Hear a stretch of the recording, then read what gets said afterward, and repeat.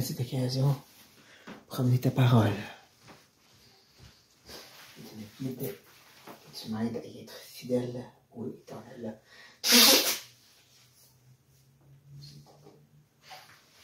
On va faire justice à ce beau texte. Guide-moi, s'il te plaît. Rappelle-moi qu'on a connecté les deux ensemble. Je me demande Jésus. Amen. Ah! Fudge. 3, 2. Bonjour frères et sœurs. Bienvenue de retour dans nos études des lettres rouges. Et on revient dans Luc chapitre 12. Oui, on a déjà passé du temps là. Le début du chapitre. Où est-ce que Jésus a amené un mini-sermon. Un rappel que les choses cachées doivent être révélées. L'Évangile. Et que ceux qui justement ont cette crainte de le partager, eh bien, ils vont être rejetés par l'Éternel. En d'autres mots, ceux qui me confessent vont être confessés devant le Père. C'est dans ce contexte qu'il y a une interruption. Donc Jésus parle de l'importance de proclamer l'Évangile, d'être prêt à mourir pour ce merveilleux message. Et là, quelqu'un interrompt. C'est là qu'on va être rendu. Je n'avais pas été dans cette interruption, mais là, on va y aller. Il faut savoir qu'il y a quand même une belle connexion avec ce qu'on a vu dans Jean, le chapitre 5. Donc, regardons cette interruption qui amène une belle parabole et un message, je dirais, pour nous aussi maintenant. Quelqu'un dit à Jésus, du milieu de la foule, « Maître, dis à mon frère de partager avec moi notre héritage. » Et il faut comprendre que dans ce temps-là, c'était normal d'aller vers les scribes, les pharisiens, les rabbins pour les situations de justice comme ceci. Donc, de venir vers Jésus et utiliser justement un terme que les rabbins aimaient, maître. Il ne fait qu'agir comme la norme. Mais en même temps, c'est un peu triste. Jésus vient de parler de l'importance de le confesser devant les hommes et qu'ils sont fait rejeter du Père. Et lui, il parle de l'argent. Tu as comme manqué quelque chose ici, mon ami. Tu n'as pas vraiment porté attention à ce qui se passait. Et je dirais, on voit la même chose de nos jours. Où est-ce que beaucoup trop de messages dans les églises chrétiennes, c'est centré sur nous, sur la réussite, ou quoi que ce soit, et pas sur Christ. N'est-ce pas que nous autres ici, on est un peu comme cet homme? On a comme perdu vue qu'est-ce qui est vraiment important? Eh bien, Jésus va répondre. Il va dire, Jésus lui répondit, ô homme, qui a établi pour être juge ou pour faire vos partages? Faut pas penser que Jésus, il repousse l'idée qu'il est un rabbin ou un enseignant. Faut prendre note de qu'est-ce qu'il dit. Qui m'a établi pour être juge? Je dirais, c'est un peu comme lorsque le jeune homme riche vient à lui, puis lui dit, bon maître, que dois-je faire? Jésus lui dit, nul n'est bon sauf Dieu. En donc, tu réfléchis-tu à qu'est-ce que tu considères, qu'est-ce que tu dis maintenant en mentionnant que je suis bon, puisque Dieu seul est bon. C'est là que je dis qu'il y a un lien avec ce qu'on a vu dans Jean 5, où Jésus a dit qu'il est établi par le Père pour être un juge. Donc, en faisant cette phrase, je ne crois pas qu'il fallait juste rejeter l'appel de cet homme, mais en train de lui dire, réfléchis comme il faut. Tu me considères vraiment comme le juge, établi par Dieu. Pourtant, je viens juste de penser qu'est-ce qui est important. Tu m'as-tu écouté sur ça? Je pense qu'il y a plus de cette idée ici. Et ultimement, bien sûr, comme j'ai mentionné, Jésus va utiliser ceci pour partager une belle petite vérité. Jésus va continuer. Il va ajouter ce petit enseignement. Puis il leur dit, gardez-vous avec soin de toute avarice. Car la vie d'un homme ne dépend pas de ses biens, fut-il de l'abondance. C'est pas la première fois ou la dernière fois que je vais parler sur le danger de l'avarice, d'aimer l'argent, de vouloir plus. C'est ça que le mot avarice veut dire. Tu as, mais tu veux plus. Je dirais le contrebalance, c'est justement le contentement. Ou est-ce que peu importe ce que tu as, tu es contenté.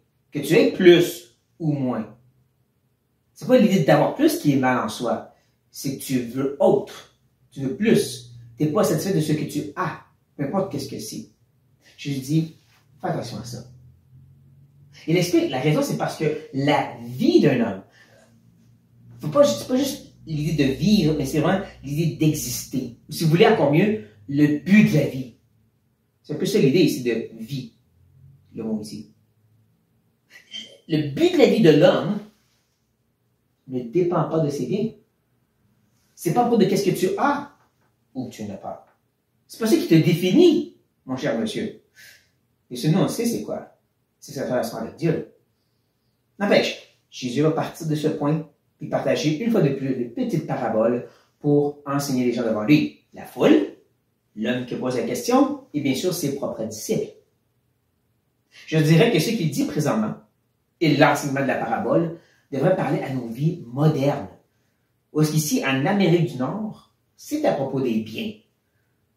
C'est peut-être pas l'évangile de prospérité tout le temps, mais on est des fois concentré sur l'importance d'avoir la maison, le bon emploi, juste pas trop de dettes, et ainsi de suite. D'avoir quelque chose que nos frères et sœurs, dans des places comme la Corée du Nord, ou l'Afghanistan, ou d'autres pays, où est-ce que d'avoir, c'est pas toujours possible. Parce que, justement, tu peux tout perdre quand tu deviens chrétien. Mais bon, ce message est pour nous aussi, c'est ça que je veux dire. Donc, portons attention à la parabole et à la conclusion, l'application que Jésus va en faire. Il commence. Il leur dit cette parabole. Les terres d'un homme riche avaient beaucoup rapporté. Et je vais m'arrêter une seconde parce que il n'y a rien fait pour que ça rapporte. C'est pas qu'il a cherché à manipuler le système ou il a vraiment cherché à faire le plus d'argent possible. C'est pas ça ici le problème. Arrêtez, les terres ont d'eux-mêmes, dans la providence de Dieu, été bénies. Il a eu cette richesse, si je peux dire, de par Dieu. Donc c'est pas le fait de l'avoir qui est mal. Les terres ont juste, par la grâce de Dieu, rapporté plus cette année. On prend note de ça. Jésus continue. Et il raisonnait en lui-même, disant, « Que ferai-je? Car je n'ai pas de place pour serrer ma récolte. » Il continue. « Voici, dit-il, ce que je ferai. J'abattrai mes greniers, j'en bâtirai de plus grands, j'y amasserai toute ma récolte, tous mes biens, et je dirai à mon âme, tu as beaucoup de biens en réserve pour plusieurs années. Repose-toi, mange, bois et réjouis-toi. » Je revenais parce que faut pas manquer la multiplication des mois, ma récolte, mes greniers, mon âme. En chaque verset est centré sur le moi. Ça, je dirais, c'est vraiment la racine de la l'avarice. Moi. Je devrais avoir plus parce que je veux plus. Tu devrais me donner plus parce que je mérite plus. C'est tout centré sur moi. Encore et encore, il va répéter cette idée, mes affaires. La terre a rapporté par la grâce de Dieu, mais il dit c'est ma récolte. Il ajoute justement qu'il va faire une belle manipulation et manigance pour que sa récolte et ses biens soient bien amassés. Et ça fait du sens en même temps. Parce que si une terre limitée, une bonne partie doit être utilisée pour mettre les récoltes. Et donc, s'il fait juste ajouter d'autres greniers, ça prend plus de place. Et s'il détruit le petit et il en ajoute un plus grand, il peut prendre plus ou moins la même place, s'empare de ses champs, puis quand même accumuler tout le stock. C'est très réfléchi. Mais c'est pas ça qui est le problème. Encore, c'est le moi. Alors, comment il est centré sur son âme, qui maintenant a beaucoup de biens, et qui peut se reposer, manger, boire et de se réjouir. En mangeant, nous buvons, car demain nous mourrons. C'est tout centré sur le ici et le maintenant et tout ce que j'ai. C'est ça le problème de cet homme. Dieu le bénit et il dit maintenant c'est tout à moi. Et c'est ça, cette chose qui va être le bonheur de mon âme. Et là, Dieu répond. L'homme a parlé, maintenant Dieu va parler. Mais Dieu lui dit, insensé, cette lui-même ton âme te sera redemandée. Et ce que tu as préparé, pour qui sera-t-il? Ça fait penser un peu aux paroles de l'Ecclésiaste, dans le chapitre 2. Une étude qu'on va commencer à faire très bientôt, honnêtement. Dans le chapitre 2, l'Ecclésiaste, Salomon, qui parle de tout ce qu'il a pu construire, toutes les richesses qu'il a pu accumuler, tout le plaisir qu'il a pu se faire. Ça l'a amené à une place de désespoir parce que il s'est dit, tout cet empire que j'ai pu construire, ça va être laissé entre les mains de mon fils. Mais qui sait s'il ne serait pas un imbécile? Je paraphrase. Et il a eu raison d'avoir crainte. Je ne sais pas si vous connaissez Roboam, son fils, mais il a littéralement brisé le royaume d'Israël.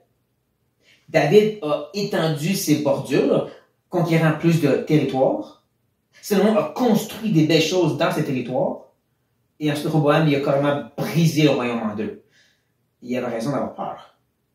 Parce qu'encore, on ne sait jamais qui va prendre en relève cet empire, cette richesse que tu as accumulée. Mais bien sûr, le plus important, c'est que Dieu dit, c'est aujourd'hui que je te demande ta vie. Donc, tout ce que tu as accumulé, tout ce que tu as mis de côté en disant, je vais être correct, tu ne seras plus parce que ton âme va maintenant devoir rendre des comptes. Mais il y a une chose qu'on ne contrôle pas, puis c'est bien la vie. Autant comment qu'elle commence et quand elle finit. Dieu seul fait ça. C'est ici que Jésus amène maintenant l'application qu'on va prendre le temps de bien réfléchir. Jésus dit, il en est ainsi de celui qui amasse des trésors pour lui-même et qui n'est pas riche pour Dieu.